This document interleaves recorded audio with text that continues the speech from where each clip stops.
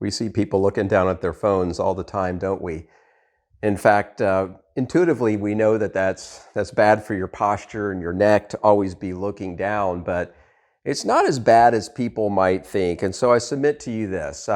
Dr. Jaquish and I were speaking to a group of surgeons at the VA hospital at West Point a number of years ago.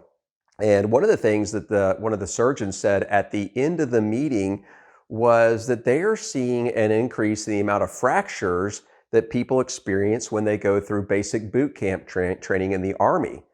And I thought, well, that's interesting. I said, has boot camp training changed? He says, no, boot camp training hasn't changed. He says, people are getting weaker. And I thought that was interesting and a little bit sad because as people grow, when they're young, especially 18, 19 years old, they're building bone, muscle, ligament, and tendon tissue as quick as they're ever going to build it in their life. And then they hit peak bone mass at 30.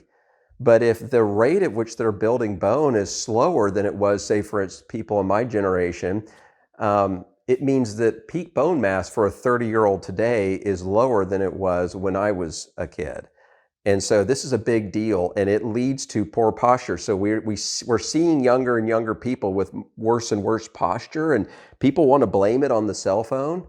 Yeah, that probably contributes to it, but what contributes more to it is just a lack of activity, lack of being out in the sun, lack of playing. Let's face it, if I was a kid in these times, I would probably want to be inside too. It's more fun to be inside. We have computers and games and all these things that just entertain us all the time.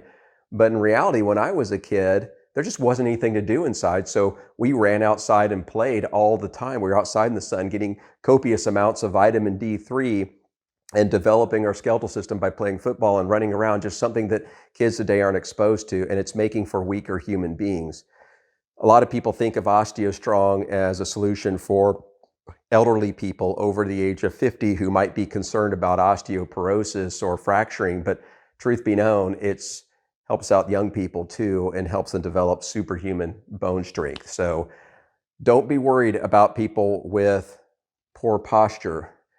It's not so much their cell phone, but we do need to do something to help our youth develop superhuman bones so that they can take advantage of a beautiful adult life and not worry about osteoporosis early.